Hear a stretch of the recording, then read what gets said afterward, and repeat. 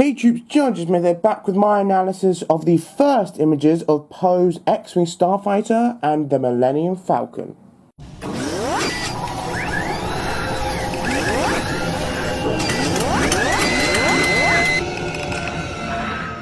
So at the time of me doing this recording, earlier today, the images were leaked of a couple newest sets, and these are the sets that will be released on September 4th. Before anyone asks, no, I have absolutely no idea if they'll be released earlier in Europe. I hope they will, but hey, I don't know. Anyway, these are arguably the sets people are most anticipated for, probably because they're the few sets that we actually really know a lot from the original trilogy, and we've seen a bit in the trailer, so we want to see how they turn out.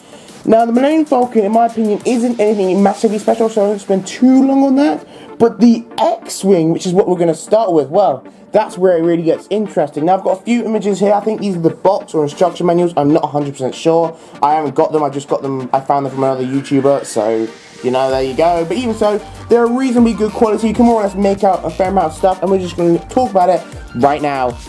So moving on to the first set, I'm going to start with Poe's X-Wing Fighter. Now, I'm not sure, I presume Poe is a main character because it seems like he's got his own specific starfighter as opposed to just a generic X-Wing. But I'm not entirely sure why he's called Poe. That reminds me of the Teletubby character, but, you know, whatever. Anyway, so we've got a shot there of the minifigures and the set itself. I'm kind of glad because of 4 minifigures, we've seen that before. Now, with the X-Wing, before we got any images, I was a little skeptical on it, because we saw the X-Wing in the trailers, and they look pretty similar to the original trilogy ones. Yeah, the engines were slightly different, but all that, but they're more or less the same sort of thing. And yet the price was 80 euros, which is unusual, because normally X-Wings go for about 50, maybe even 40 euros. So it made me think, you know, what is the set going to be? It doesn't look particularly bigger in the trailers, so how are they going to make a bigger one? Of course, then, we have a different type of Starfighter. This one is specific to a character, similar to Darth Vader's TIE Advanced or whatever. This is Poe's X-Wing Fighter, which I presume is considerably longer, and of course, the most striking difference is obviously the colour. Look at it. I mean, this is what I found personally quite funny, but I saw some comments, some people saying, is it the second version of Jet 14 Stealth Starfighter? And in all honesty, even if you like the design, you can't deny it does look pretty similar with the black and the orange and things like that. Now, other than just the black and orange, there are a few design changes. Number one, I think it is slightly longer. That's all I can tell from the pictures as of yet. And of course, the engines look different. Now, one key difference between the engines, of course, you can't tell it's still an X-Wing, mainly because of the X-Wings.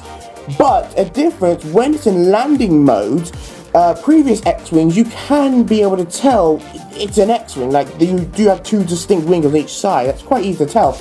With the ones we got in the trailers, that's really hard to tell, actually. Generally, they sort of go almost into one wing, and the engines look like one engine, almost like the X-Wing turns into Z95, if you understand what I'm talking about. And a lot of people were thinking how they're going to try and do that in LEGO, because the thing about LEGO, you can only really go so far. Similar to the way the Transformers, it's hard to make them transform back into car mode or whatever without having any sort of lines or seams and make it look like an actual car. This is the same sort of problem. Now, I completely have no idea, although I will say the wings, like the underside of the wings, look slightly different. That might be an indicator that they will be able to do this to a better degree. And if you can see the engines, which kind of, now it's obviously hard to tell from this particular image, but they kind of go over the wing in one sense, kind of overlap. So it's most likely they can connect and look very good when it's closed, but I can't wait to see more of that. Now I just want to point out one other thing. As I said before, we've got 4 minifigures, one of which we have seen in the trailer, BB-8 to be precise. And he's sort of a bull astromech droid. I don't know if you still call them astromech droids in the future, but whatever. You can actually see, if you really look, he's in the top, just above the cockpit, similar to what R2-D2 would be. I didn't really think that would be a feature. I didn't think that he'd be able to go in these particular things, especially since we only really ever seen him rolling about, rather. So I actually really like the fact that we are going to be able to see him actually put it in places, which I think is pretty cool. Now, of course, even though it does look pretty similar to an X-Wing, at the end of the day, I have actually no idea how this thing works. For all I know, it might be able to fit 100 crew in it. I don't know, it might be massive, but even so. Now, talking about that price range, 80 euros. Now, again, I don't know the price in pounds or dollars. I presume it will be somewhat the same.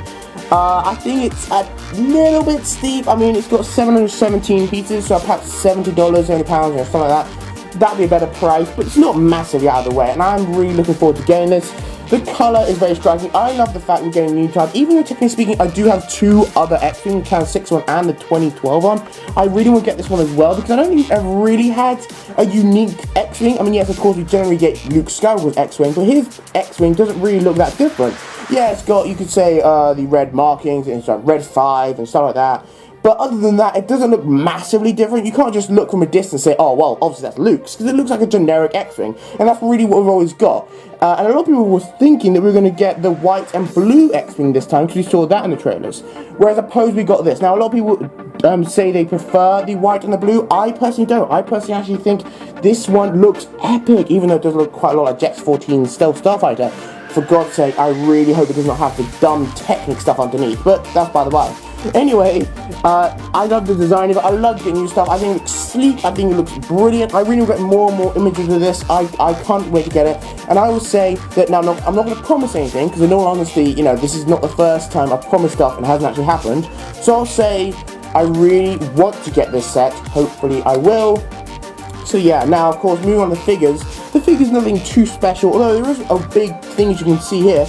You have Poe Dameron, is that? I'm not sure. I presume that's a main character of some sort, and of course he's the pilot of said X-Wing. And then you've got a Resistance X-Wing pilot and a Resistance ground crew, implying that not only are the Empire now called the First Order, but the Rebels are now called the Resistance, which kind of is a bit odd. It's like almost Episode 6 almost didn't do anything. So you'd think after Episode 6, then the Rebels would take over, and now the Rebels are the new force in the galaxy. They're making everything good and stuff. But the Resistance and the First Order, it sort of implies the Rebels are still almost on the run from the Empire, or should I say the First Order, because they're called the Resistance as opposed to like a full military force. So it kind of makes you wonder. Now, I love the sort of new helmet designs. I think it looks so accurate. Of course, the torso and everything looks really, really nice. I love the way it goes into the legs. Now, of course, these pictures aren't fully HD, but it looks like they go onto like the legs and the belt pretty nicely.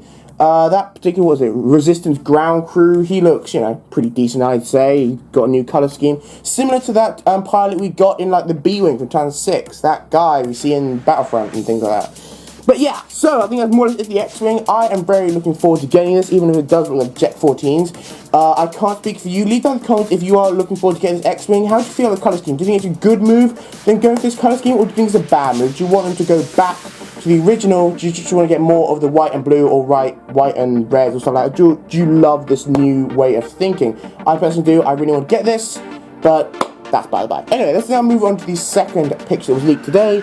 Of course, the grand total, the Millennium Falcon. So moving on, we have the Millennium Falcon. I think it's like the 4th or 5th version of this set so far. The last one was in 2011. And it's definitely not uncommon for people to have some sort of Millennium Falcon if you've been collecting LEGO for any prolonged period of time. Now, I'm just going to say straight off, if you do not have a Millennium Falcon up to date, this is definitely the best one to get, absolutely. I recommend this one above all the other Millennium Falcons, well, apart from the UCS one, of course. But all the others, even the 1011 one, I recommend it more than that, because I think the accuracy, the sort of, if you will, splatterings of different colours and slight pieces, I think it really gives a new sort of texture tone, and I think it is definitely the most accurate, looks the coolest Millennium Falcon we've ever had to date, excluding the UCS one. However, on the flip side, it is 150 euros, which is kind of expected. I mean, it does have 1,300 pieces, which is pretty extensive, so maybe it should be a little cheaper. But even so, I do kind of understand, because there are a lot of large pieces in this. So even so, it is a very large set. I think probably the largest set of this year, not including any UCS ones.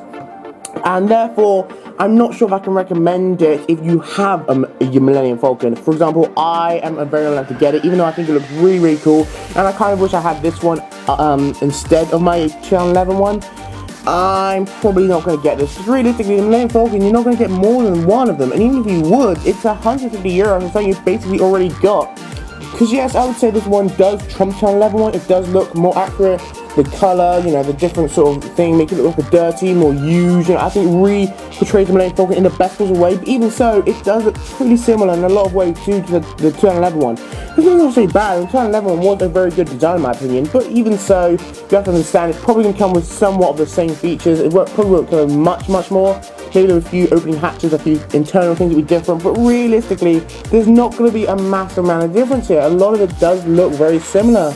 The only real differences are colour and things like that. And quite frankly, if you had the pieces, I would say you could probably just create this Millennium Falcon if you've got turn level one and just sort of add bits on, change a few little colour, like, you know, change a bit of light grey to dark grey, stuff like that. And you could probably create the same sort of thing. Now the main difference, I suppose, well, when I say main, I mean the only real difference is, I suppose, the radar dish, which now is more rectangular rather than circle. But realistically, again, you can just find a piece for that. I mean, if that's printed, then maybe, yeah, it's kind of unique, but even so. Now, it does come with quite a few minifigures, like, I think 7, so that's quite a lot.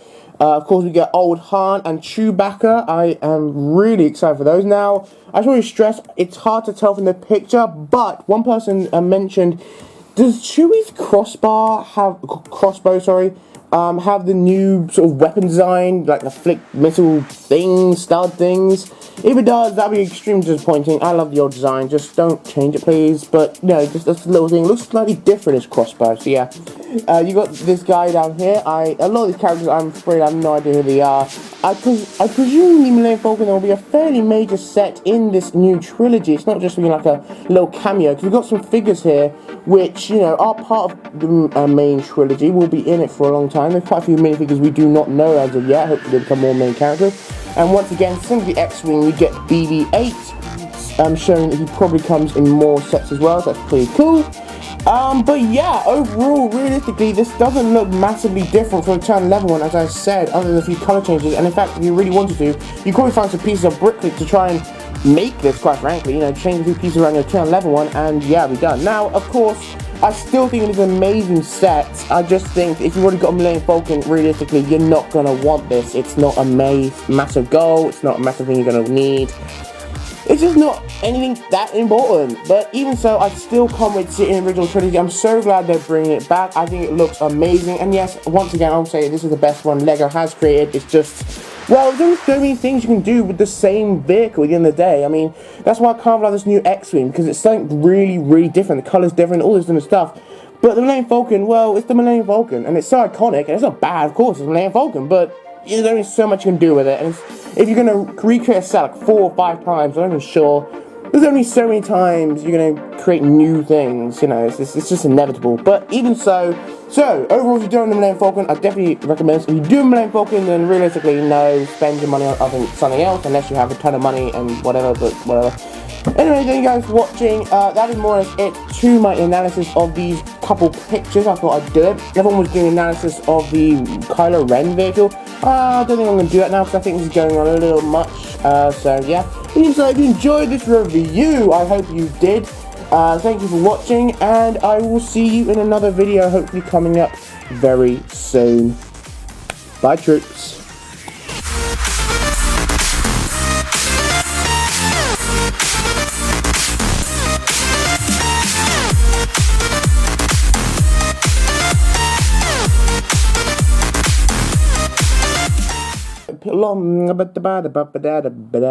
To worth you spend that €150 price tag. That's kind of extreme.